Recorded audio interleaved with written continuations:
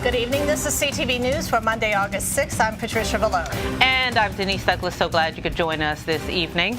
A Montgomery County public school bus operator is being held without bond after being charged with raping a 12-year-old girl on his bus route. Keisha Butts has more of exactly what happened. Etienne Kabongo, or Mr. Steve, as some of the students called him, raped a 12-year-old girl on July 31st. The terrible incident happened at 12:30 p.m. when a Montgomery County school bus transporting students with special needs stopped in the area of Yates Road in Silver Spring. According to an investigation, the assault happened when a school bus assistant left the vehicle to help drop off another student. During this time, the school bus driver stayed behind and raped the 12-year-old girl. Kabongo is charged with second-degree rape, third-degree sexual offense, and the sexual abuse of a minor. For CTV News in the control room, I'm Keisha Butts. Thank you for that report, Keisha. Kabongo had a bond review at 1 o'clock today and was arrested on August 5th. Well, lunchgoers in Upper Marlboro are feeling the burn of a recent arson at a popular eatery. After the building that housed Al's Country Kitchen and Subway was destroyed last week during a 3-alarm blaze, many workers in the downtown area say they have few choices left to grab a bite.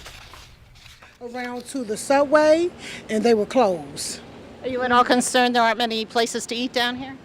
Yeah, because I like to eat at the little cafe right by the liquor store. It look like they closed as well. Look like some burning stuff was on the top.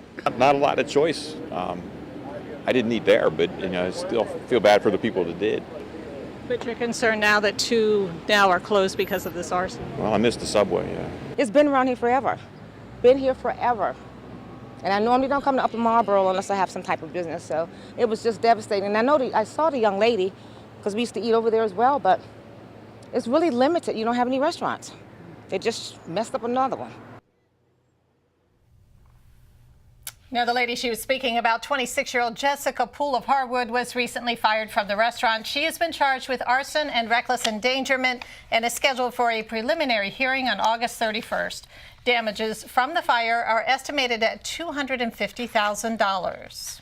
Well, a Maryland physician is sentenced to 5 years for operating a pill mill disguised as a wellness center. Dr. Kofi Shaw-Taylor will serve 2 concurrent sentences after pleading guilty to Medicaid fraud.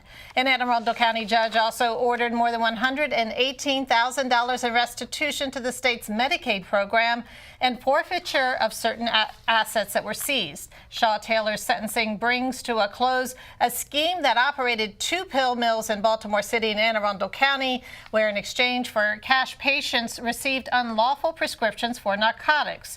A year ago this month, authorities announced how big the problem was. We started getting complaints from the community about more traditional drug activity. We got complaints from the business community, including information about prescriptions that were questionable.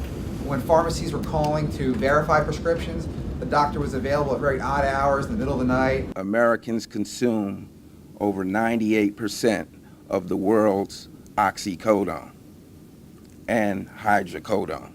So that in itself speaks for how important this investigation is. 9 other people were indicted in the scheme. 8 of them pleaded guilty. The owner of the 2 clinics, Tomako Harris, was sentenced last year to 20 years, the maximum incarceration under Maryland's drug kingpin statute. Well, an Akakie crash just before 8 this morning leaves 1 person with critical life-threatening injuries.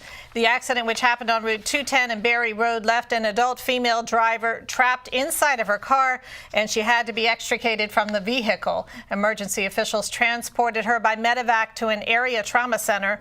Police say there were no injuries in the second car involved. A 27-year-old man from Riverdale died after being hit by a car. It happened on Saturday evening at the intersection of Landover and Bright Seat Road. According to police, Justin Mitchell was crossing the street when the car hit him. He died at the hospital. Investigators are trying to figure out who had the right-of-way in this situation.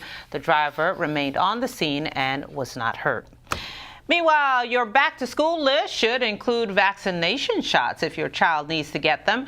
As you know, the school district won't allow children in the classroom without the proper immunizations. Children can get them for free at a number of locations. At the Kaiser Permanente Prince George's Medical Center in Hyattsville, Dr. Rennie Thompson talked about the different types of immunizations that they can administer.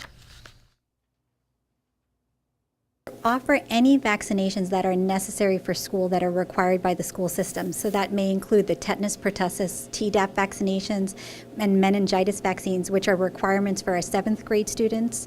In addition, other vaccinations like hepatitis B, polio, measles, mumps, rubella, the chickenpox vaccine are all requirements for school entry. And so we provide all of those vaccinations here. The clinic is being held until Friday at the Kaiser Permanente location right there in Hyattsville from 8:30 in the morning until 3:30 in the afternoon.